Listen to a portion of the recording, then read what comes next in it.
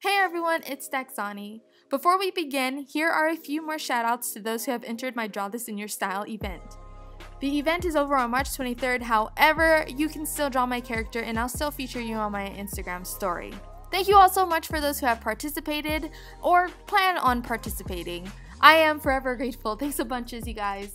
Alright, if you're watching this, I just want to say I'm glad you clicked this video because I'm super excited to share this drawing with you all. This is probably the best thing I've ever drawn that made me feel incredibly confident.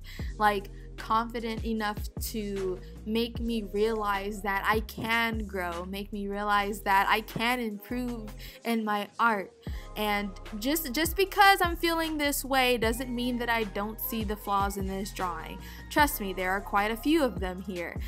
But I'm sure if you all take a look, you'll see something that I've missed.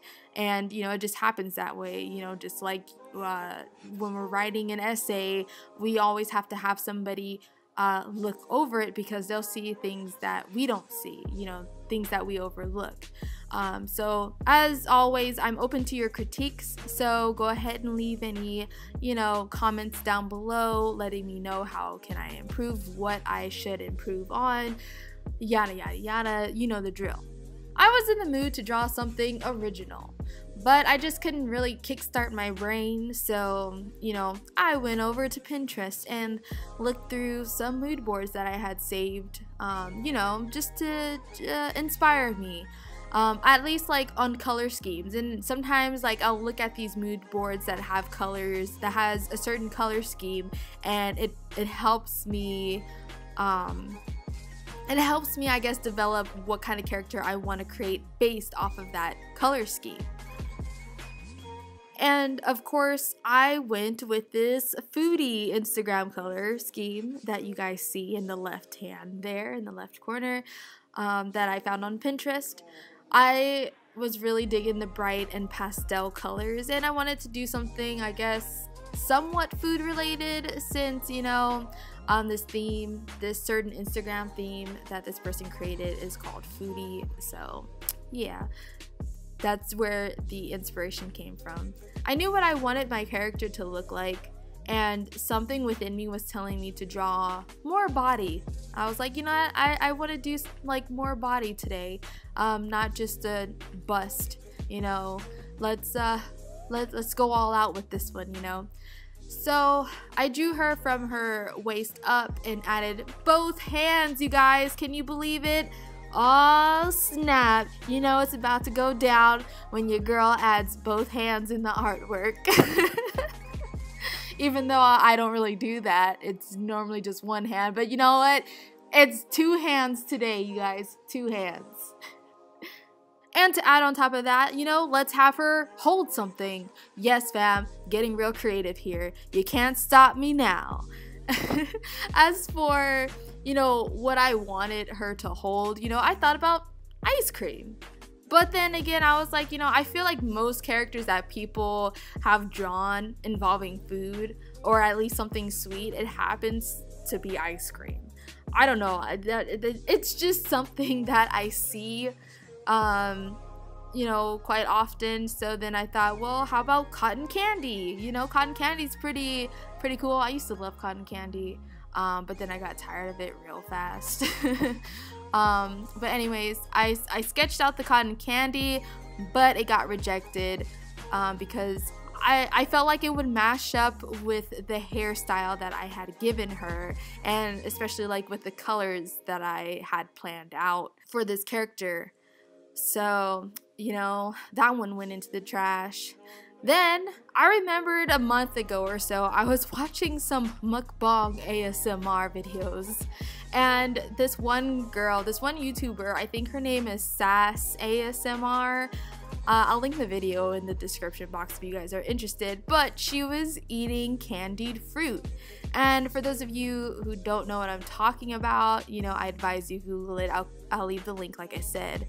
But it's basically fruit covered in cornstarch and sugar. And look, it looks so delicious, you guys. It looks appetizing. You know, it's just fruit covered in hardened sugar, pretty much.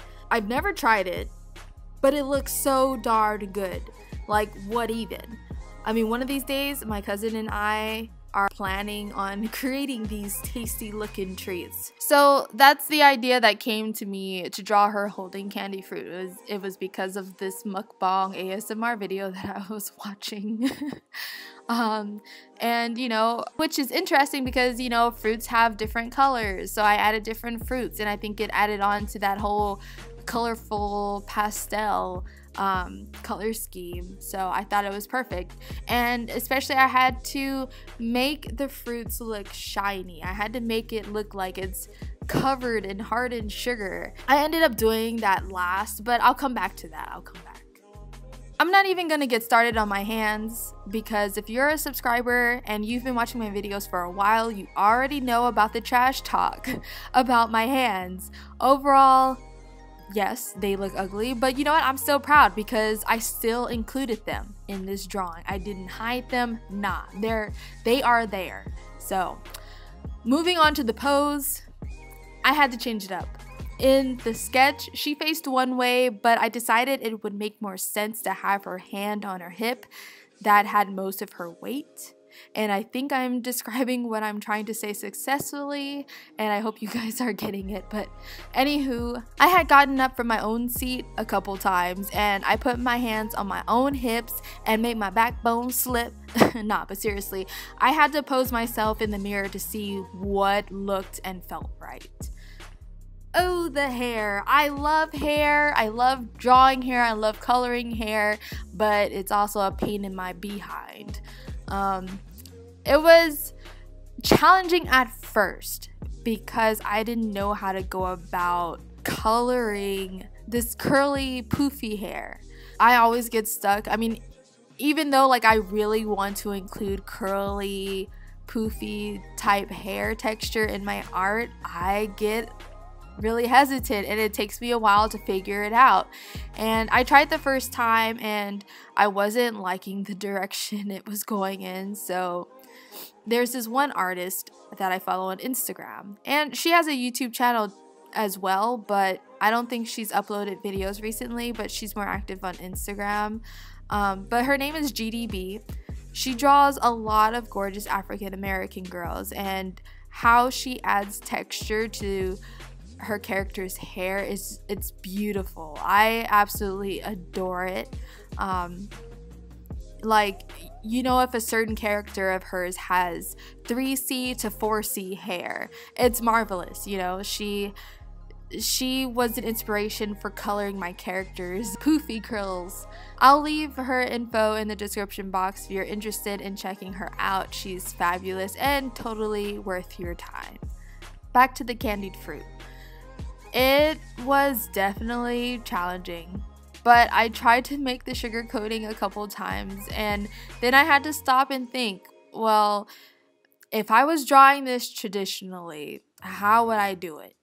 I don't know. It was just one of those things I had thought to myself, and even though it's supposed to be a clear coat, I did an outline. I didn't want to at first because I didn't think it would look all that great or made sense, but then again, you know, this is a stylized drawing. It's not realism. I can do line work if I choose to. So, you know, I think it worked. I think lining the sugar coat part over the fruit ended up working out. Gosh, that took a lot for me to say. Okay. But yeah, it was definitely something new that I've never done in my art before. I don't even think I've ever drawn food in my art. I'm trying to think back, but I don't think I've ever drawn food. And then the eyes, I was gonna do regular brown eyes, but then I was like, nah, maybe hazel, but then hazel ended up turning into pink. And I'm glad I went with the pink choice. I really like the pink eyes. I thought it was really good. And I just realized that I guess this whole piece is kind of like a 90s vibe going on here. You know, with the little hair clips in her hair. That was like a major style back then in the 90s, early 2000s. And even like the fishnet and stuff like that. So I was really having a flashback drawing this piece. So I did something different that I'm gonna definitely make a habit of doing now. But after I finished coloring her, I decided to flip the drawing horizontally. And let me tell you, one cheek was higher than the other cheek on her face. And I mean, you don't see it now. I mean, I didn't see it until I flipped it, and I'm like, ew, oh my god, and I tried to fix it. I fixed it about like 3 or 4 times, and it still looked a little lopsided, you know, every time I flipped the drawing. And oh my god, so that was dreadful. I mean, I gotta make it a habit in doing that during my sketch process, so I don't have to struggle with it later. And I've never flipped, you know, my art before, you know, I've never done it, but I've seen a lot of artists do that, and they tell you to do it just so you can make sure that the proportions are right and everything looks nice and even. And I should have did that, but I didn't. Alright, you guys, thank you all for watching. I hope you guys enjoyed the rest of this video. As I said before, I'm open to critique, so feel free to drop a comment down below. And thank you guys so much for listening. Thanks for watching, and I shall chat with you soon. Bye!